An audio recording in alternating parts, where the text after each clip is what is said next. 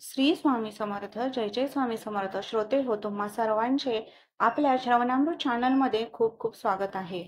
आजच्या व्हिडिओमध्ये आपण दशक 7वा चतुर्दश ब्रह्मांचा याविषयीचे निरूपण श्रवण करणार आहोत. या दशकामध्ये श्री समर्थ स्वामी आपल्याला शिकवणीचा सारांशच थोडक्यात सांगतात. प्रथमतः मराठीमध्ये अध्यात्मज्ञान सांगावे की नाही हा प्रश्न त्यांनी मोठ्या विवेकीपणाने निकालात काढला आहे. त्यांच्या काली हा प्रश्न खूप महत्वाचा होता. सद्वस्तूंचे किंवा परब्रह्माचे अंतिम स्वरूप निश्चित करणे हा अध्यात्म दर्शनाचा गाभा असतो. त्यासाठी शुद्ध निर्भेद परब्रह्म स्वरूप असे आहे हे सांगण्याचा उपक्रम केला. परंतु त्या स्वरूपापर्यंत पोहोचण्यास 14 ब्रह्मे सांगून त्यांचा निराश आधी करावा लागला. शुद्ध परब्रह्म अत्यंत सूक्ष्म, अतींद्रिय, अनंत व अपरंपार आहे. त्याच्या एका भागावर हे विश्व दिसते. विश्वाला व्यापून असणारे आणि त्या पलीकडे कितीतरी असणारे परब्रह्म ज्ञानदृष्टीने पाहावे लागते. माणसामध्ये या ज्ञानदृष्टीचे बीज खात्रीने आहे, परंतु देहबुद्धीतून वर येणाऱ्या मीपणामुळे माणसामधील ज्ञानदृष्टी कुंठित होते. मीपणाने विचार करणाऱ्या व्यवहारी बुद्धीला परब्रह्माचा अतींद्रिय, विशाल व सूक्ष्म अनुभव सर्वस्वी सत्य वाटत नाही. आपल्याला तो खरा वाटत नाही म्हणून तो खरा नाही असे म्हणता येत नाही.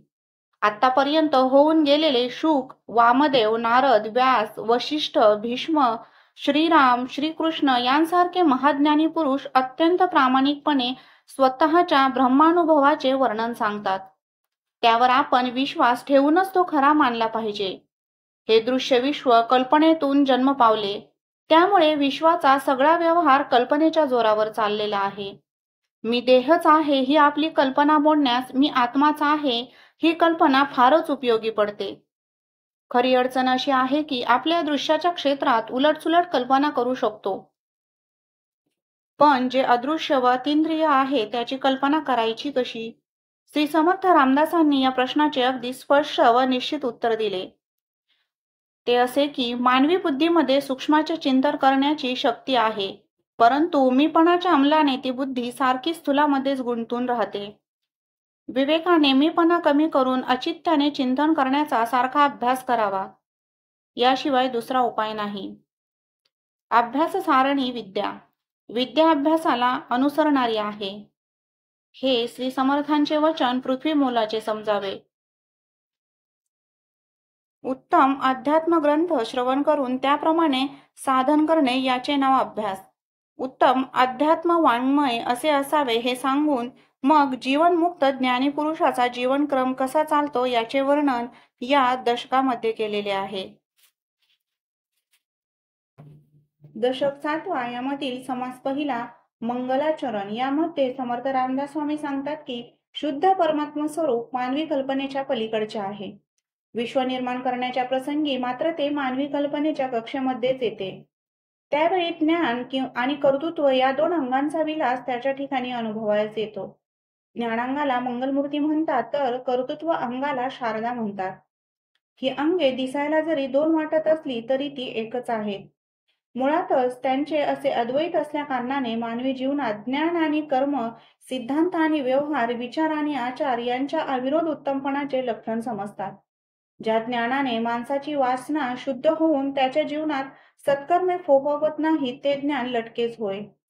त्याचप्रमाणे ज्या कर्मामध्ये माणसाच्या ज्ञानाचे प्रतिबिंब पडून ते भगवंताच्या चरणी रुजू होत नाही ते कर्म व्यर्थच होय.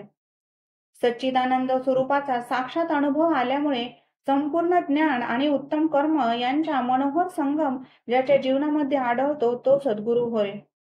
या समासाच्या आरंभी श्री समर्थ रामदासांनी मंगलमूर्ती, शारदा आणि सद्गुरू तिघांना वंदन केलेले आहे. ज्ञान कोणतेही असो, अखेर माणसाची बुद्धी हेच ज्ञानाचे प्रधान साधन आहे. परंतु दृश्यामध्ये स्वैर संचार करणारी बुद्धी स्वस्वरूपाच्या अतींद्रिय क्षेत्रामध्ये कामास येत नाही. व्यवहारी बुद्धीने परमार्थाचा विचार करू लागलो तर काही भ्रम निर्माण होतात. आत्मज्ञान संस्कृत भाषेमध्येच मांडणे आवश्यक आहे, प्राकृत भाषेमध्ये मांडणे ते पाप आहे, हा एक अशा भ्रमांपैकी मोठा व चिवट भ्रम आहे. कोणत्या तरी भाषेचा साथ चढविल्याखेरीज ज्ञानास ज्ञानपणा येत नाही. मग समाजामध्ये प्रचलित असणाऱ्या सार्वजनिक भाषेचा साथ चढवून ज्ञानाला प्रकट करणे हा सर्वोत्तम मार्ग होय. संतांनी याच मार्गाचा अवलंब केला. परंपरेच्या अभिमानी लोकांनी त्यासाठी संतांना त्रास दिला, पण त्यांनी तो शांतपणे सोसला.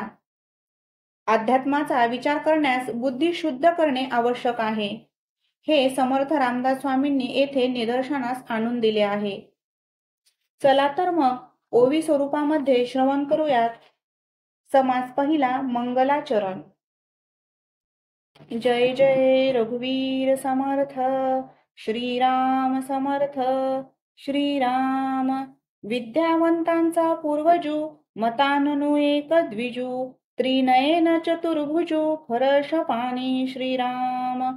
कुबेरापासून अर्थ, वेदापासून परमार्थ, लक्ष्मीपासून समर्थ, भाग्यासी आले श्रीराम.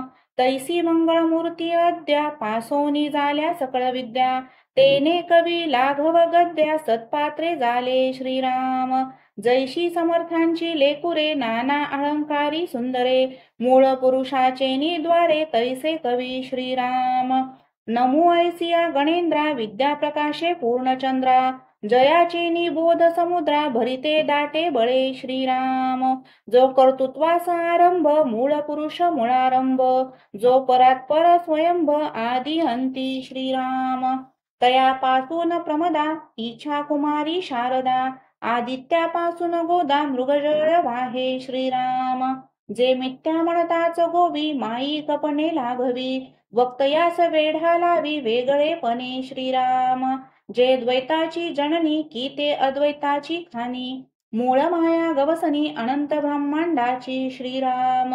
की दे अवदंबरी वल्ली, अनंत ब्रह्मांडी लगडली, मूळ पुरुषाची माऊली, दुहिता रूपे श्रीराम. वंदू ऐसी वेदमाता, आदी पुरुषाची जे सत्ता, आता आठवीन समर्था, सद्गुरुसी श्रीराम. जयाचेनी कृपादृष्टी, होय आनंदाची वृष्टी, तेने सुखे सर्व सृष्टी, आनंदमय श्रीराम. की तो आनंदाचा जनक, सायोज्य मुक्तीचा नायक, कैवल्य पददायक, अनाथ बंधू श्रीराम.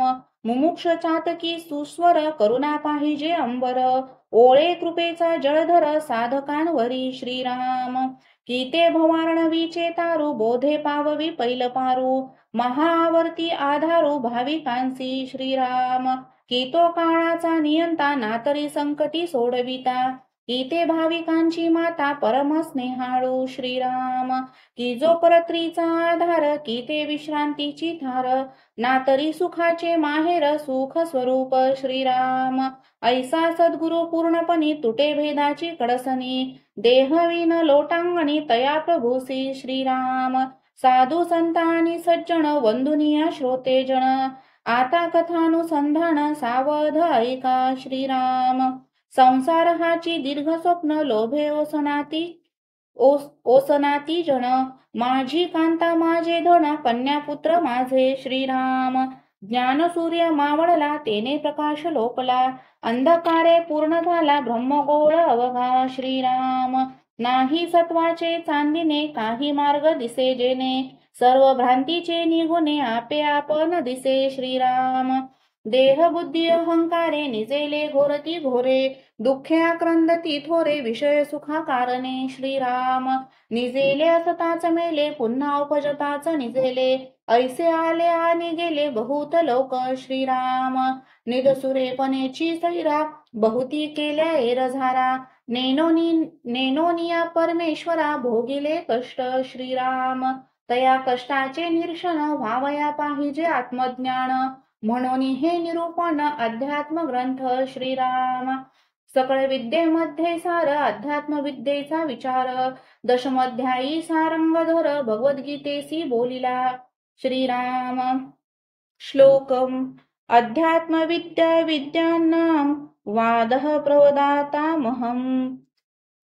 श्रीराम या कारणे अद्वैत ग्रंथ अध्यात्म विद्येचा परमार्थ पहावया तोची समर्थ जो सर्वांगे श्रोता श्रीराम जयाचे चंचल हृदये तेने ग्रंथ सोडोची नये सोडिता लभ्य होय अर्थ येथीचा श्रीराम जयास जोडला परमार्थ तेने पहावा हा ग्रंथ अर्थ शोधिता परमार्थ निश्चये वाने श्रीराम जयासी नाही परमार्थ तयासी न कळे येथीचा अर्थ नेत्रे विन निधान स्वार्थ अंधास कळेना श्रीराम एक म्हणती मराठे काय हे तो भल्यासी ऐको नये ती मूर्खेने न ती सोये अर्थान्वयाची श्रीराम लोहाची मांदूस केली नाना रत्ने साठविली ते अभाग्याने त्यागिली लोखंड म्हणून श्रीराम तैसी भाषा प्राकृत अर्थ वेदांत आणि सिद्धांत नेनोनी त्यागी भ्रांत मंद बुद्धी स्तव श्रीराम आहाच सापडता धन त्याग करणे मूर्खपण द्रव्य घ्यावे साठवण पाहोची नये श्रीराम परिस देखिला अंगणी मार्गी पडिला चिंतामणी अवावेल महागुणी कृपामध्ये श्रीराम तैसी प्राकृती अद्वैत सुगमानी सप्रचित अध्यात्म लाभे अकस्मात तरी अवश्य घ्यावे श्रीराम न करिता व्युत्पत्तीचा श्रम सकळ शास्त्रार्थ होणे सुगम संत समागमाचे वर्म ते हे ऐसे असे श्रीराम जे व्युत्पत्तीने न कळे ते संत समागमे कळे सकळ शास्त्रार्थ आकळे स्वानुभवासी श्रीराम म्हणून कारण संत समागम तेथे न लगे व्युत्पत्ती श्रम जन्म सार्थकाचे वर्म वेगळेची आहे श्रीराम श्लोक भाषा वेदांश वर्तन्ते अर्थ एको न संशयः पात्रद्वये यथा खाद्यं स्वादभेदो न विद्यते भाषा पालटे काही अर्थ वाया जात नाही कार्यसिद्धी ते सर्वही अर्थास पाशी श्रीराम तथापि प्राकृताकरिता संस्कृताची सार्थकता एरवी त्या गुप्तार्था कोण जाणे श्रीराम आता असो हे बोलणे भाषा त्यागोनी अर्थ घेणे उत्तम घेऊन त्याग करणे सालितर फलांचा श्रीराम अर्थसार भाषा पोचट अभिमाने करावी खटपट नाना हंते नेवाट रुदिली मोक्षाची श्रीराम शोध घेता लक्षांचा तेथे आदी वाचांश कैचा अगाध महिमा भगवंताचा कळला पाहिजे श्रीराम मुकेपणाचे बोलणे हे जयाचे तोची जाणे स्वानुभवाची एकुणे स्वानुभवी पाहिजे श्रीराम अर्थ जाणे अध्यात्माचा ऐसा श्रोता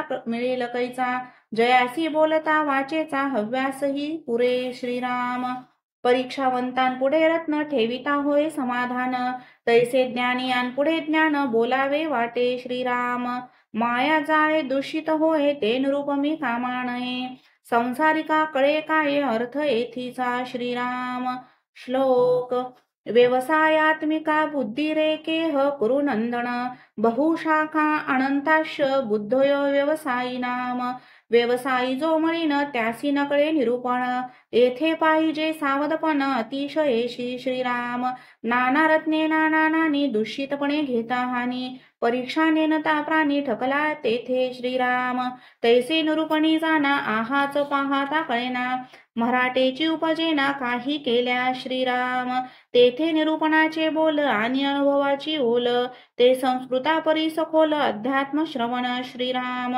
माया ब्रह्म ओळखावे तयास अध्यात्म म्हणावे तरी ते मायेचे जाणावे स्वरूप आधी श्रीराम माया सगुण साकार माया सर्वस्व विकार माया जाणी जे विस्तार पंचभूतांचा श्रीराम माया दृश्य दृष्टी सदिशे माया भास मनासी भासे माया क्षणभंगुरनासे विवेक पाहता श्रीराम माया अनेक विश्वरूप माया विष्णूचे स्वरूप मायेची सीमामूप बोली जे तितुकी श्रीराम माया बहुरूपी बहुरंग माया ईश्वराचा संग माया पाहता भंग अखिळ वाटे श्रीराम माया सृष्टीची रचना माया आपुली कल्पना माया तोडिता तुटेना ज्ञाने विन श्रीराम ऐसी माया निरोपिली स्वल्प संकेते बोलिली पुढे वृत्ती सावध केली पाहिजे श्रोती श्रीराम पुढे ब्रह्म निरोपण निरोपिले ब्रह्मज्ञान जेने तुटे माया भान एकसरे श्रीराम इति श्रीदासबोधे गुरु शिष्य संवादे मंगलाचरण नाम समास पहिला समाप्त श्रीराम समर्थ श्रीराम